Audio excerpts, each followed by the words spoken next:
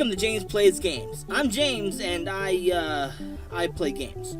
Today I'm going to be playing a game that is very near and dear to my heart, as is apparent if you take a look at my Facebook and Twitter feeds. Today, I'm going to be playing Undertale. If you have not played Undertale, but you'd like to, you might want to refrain from watching this video just yet, as there may be spoilers. Besides, Undertale is the kind of game you need to play without any idea of what to expect.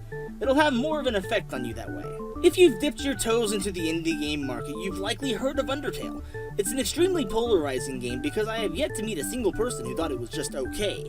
Most people either completely adore it or absolutely hate it. Developed by Toby Fox, Undertale flips the RPG genre on its head with its use of a really interesting morality system. In Undertale, you play as a character of your own naming who falls deep underground into a world inhabited by monsters of all shapes and sizes, and you must journey through the underground to make it back home to the surface. Seems like a fairly normal story, right? Wrong.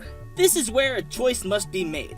Will you play the game like traditional RPGs and slaughter everything in your path? Or will you attempt to resolve your differences peacefully, making friends with your enemies? Whichever path you choose, the game gives you the freedom to do really whatever you'd like. The guilt isn't brought on by the game. The guilt is brought on by your own morals being projected onto the game's character. It makes you wonder. In other RPGs, you're given the task of defeating countless monsters for the sake of grinding and leveling up, but what if you've always been the bad guy? What if you're the sociopathic murderer combing the countryside in search of blood? Probably not, but what if? What I loved most about Undertale is the writing and the characterization. It was really fascinating to see such a vast assortment of characters who all have something unique and interesting to say, all gathered together into one game. One thing you'll notice from the beginning is how you can interact with nearly everything. Even if the dialogue box isn't important at first glance, it's the sheer attention to detail that Toby Fox put into the game that consistently impresses me.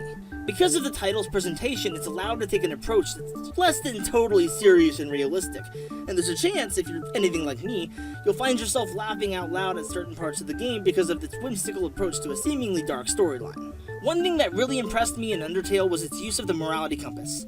Games in the past have tried applying a morality system to the actions taken in-game, but few have succeeded as much as Undertale has.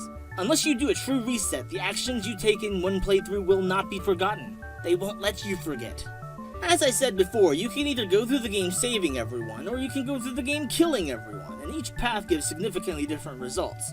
The feeling that comes from playing through the pacifist route and then playing through the no mercy route and seeing the villages empty and desolate just sends shivers down my spine. And if you have a soul, it will do the same to you. If you couldn't tell by now, I'm in love with Undertale. It's such a fun and entertaining adventure that truly perfects the use of moral compass in video games. And it has a really exciting and deep storyline at the same time. To think that this game was created by mostly one person is astounding and inspires me to actually get up and do something.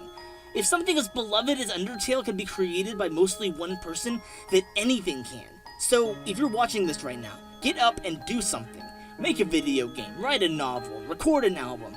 Leave a comment and tell me what you're gonna do. Thanks for watching James Plays Games. I hope you enjoyed this episode. What should I play next? Leave a comment letting me know what game you'd like me to tackle, and I'll do my best to make it happen.